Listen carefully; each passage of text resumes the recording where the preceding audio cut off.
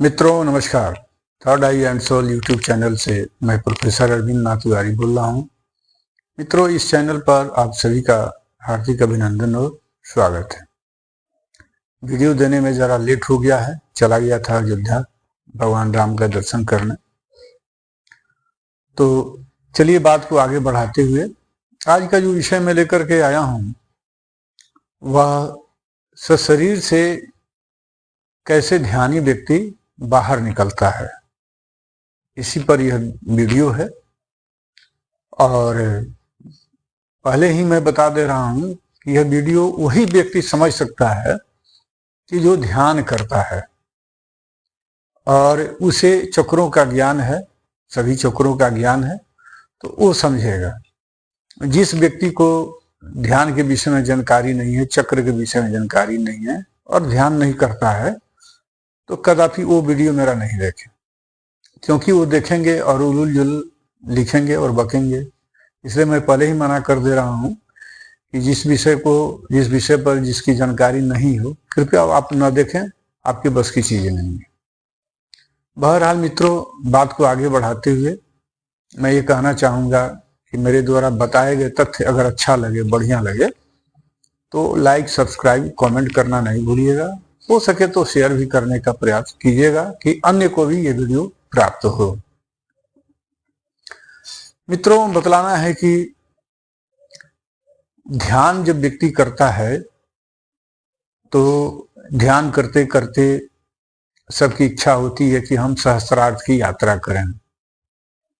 मूलाधार से चक्रों की यात्रा करते हुए स्वाधिष्ठान, मणिपुर, हृदय चक्र, विशुद्धि चक्र, आज्ञा चक्र, ब्रह्मरंध्र और सहस्त्रार्थ। यहाँ तो कोई ब्रह्मरंध्र और सहस्त्रार्थ को एक ही माना है और कुछ लोग दोनों अलग अलग मानते हैं। मेरा भी यही मानना है, क्योंकि ब्रह्मरंध्र का हिस्सा यह है, सहस्त्रार्थ का हिस्सा यह है। मेरा जो फीलिंग है, मेरी जो जानकारी है, उसके हिसाब से तो जिस व्यक्ति की सहस्त्रार्थ की यात्रा हो जाती है और सहस्त्रार्थ जागृत हो जाता है, या आज्ञा चक्र भी पर ध्यान लगाते हुए कुछ साल अगर बीत गए हैं, तो वैसे ही व्यक्ति को इस चीज का अनुभव होगा। अन्य चक्रों पर ध्यान करने वाले व्यक्ति को मेरे समझ से इस ध्यान की अनुभूति नहीं हो पाएगी।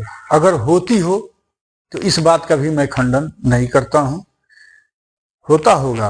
मुझे जहां तक जो जानकारी है, मेरी जो अनुभव है, वो मैं आपके सामने प्रस्तुत करने जा रहा हूं बगैर लाग लपेट का, कि कब वो अवस्था आती है कि ध्यान करते समय शरीर से व्यक्ति बाहर निकल जाता है। मतलब उसकी जीवात्मा कब बाहर निकलती है, जिसे एस्ट्रो ट्रैवलिंग भी कहा गया है। वो इच्छा के हिसाब से अन्य जगहों पर जाना, देखना, घूमना, फिर शरीर में वापस आ जाना। ये जो घटना घटित होती है और उस मेमोरी को साथ में लेते आना, उसको याद रखना, ये 2 बार ये घटनाएं घटती हैं। पहला कि जब व्यक्ति आज्ञा चक्र पर जब ध्यान लगाना शुरू करता है, कुछ वर्ष बीत जाते हैं और कुंडलिनी पूर्ण रूप से जागृत हो जाती है और साधक का थर्ड आई भी पूर्ण रूप से खुल जाता है। थर्ड आई भी धीरे धीरे पूरा खुलता है, वो एकाएक पूरा नहीं खुलता, किसी का भी पूर्ण खुलने में समय लगता है। तो आज्ञा चक्र पर ध्यान लगाने पर व्यक्ति, जो साधक जो ध्यान लगाता है, उसकी 2 अवस्थाएं होती हैं थर्ड आई खुलने के बाद। पहला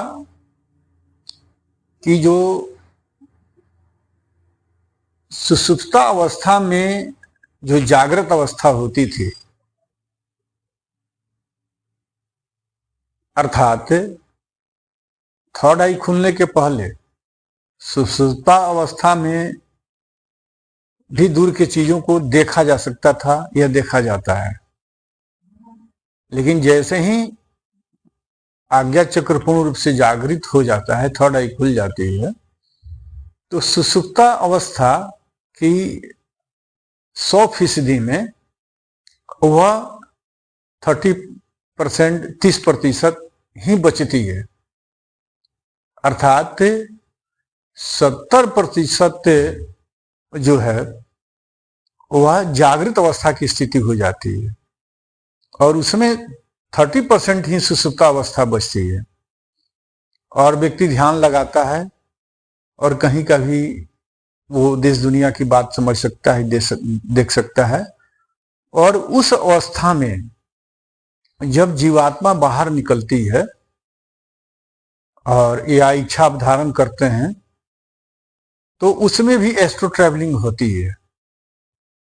तो उस ट्रैवलिंग में वो सुसुप्ता अवस्था में जागृत अवस्था है, वो पूर्ण रूप से जागृत अवस्था नहीं है। आपकी जागृत अवस्था कितनी है? तो 70%, 30% आपकी सुसुप्ता अवस्था है। लेकिन आपको बातें याद रहेंगी, कुछ आप भूल भी सकते हैं। लेकिन जब थर्ड आई पूर्ण रूप से जागृत हो जाती है या किसी का जब सहस्त्रार्थ खुल जाता है, पूर्ण रूप से जागृत हो जाता है, तो वहां ये दोनों घटनाएं घटती हैं, यानी थर्ड आई पर भी घटती है और सहस्त्रार्थ पर भी घटती है। मुझसे आप प्रश्न कीजिएगा कि आप पर किस पर घटित हुई थी, तो मेरा तो भाई सहस्त्रार्थ पर घटित हुई है, आज्ञा चक्र पर पूर्ण रूप से घटित नहीं हुई है। जो मैं बताया हूं 70 और 30 का रेशियो, वही मेरे साथ स्थिति थी। अर्थात सुसुप्ता अवस्था में जागृत अवस्था था 70%, तब मेरे साथ ये घटना घटित हुई है। ध्यान लगाने के दौरान शरीर से जीवात्मा निकलती है और वो बुझाता है, देखता है आदमी, चारों विचरण करके घूम फिर करके जो देश दुनिया देखना है, जो जिस लोक में जाना है, जो आपकी धारणा है, मन में पहले से बनी है, धारणा किए हुए हैं, वहां तक जीवात्मा जाती है, फिर वापस आ जाती है शरीर में। ये सब आपको याद, या जो ध्यान करते होंगे वो बखूबी इस बात को समझेंगे, मेरी बात को। सहस्त्रार्थ अवस्था में जस्ट यहां उल्टा हो जाता है। यहां 100% में समझिए कि 10% सुसुप्ता अवस्था रहती है, 5% से लेकर 10%। यहां सहस्त्रार्थ खुलने के बाद आंख बंद आदमी करके ध्यान लगाता है आदमी और एकाग्रचित हो जाता है। यहां सुसुप्ता अवस्था पूर्ण रूप से नहीं होती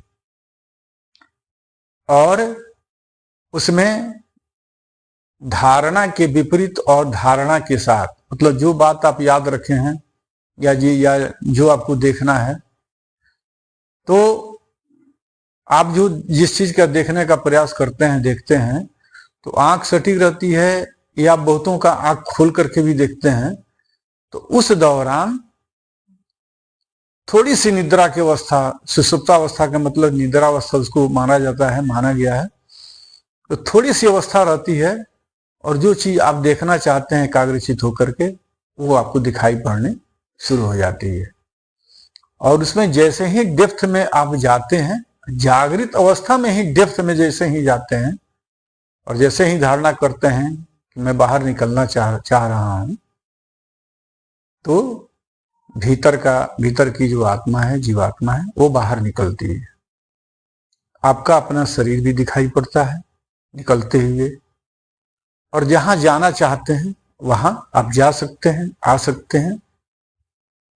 तो यही अवस्था है, मेरा जो अनुभव है मैंने आपके बीच रखा, और मैं इसलिए रखा हूं कि जिससे साधक के साथ अगर ये घटना घटित हो रही होगी तो वो पूर्ण रूप से समझेंगे कि आपके साथ क्या हो रहा है।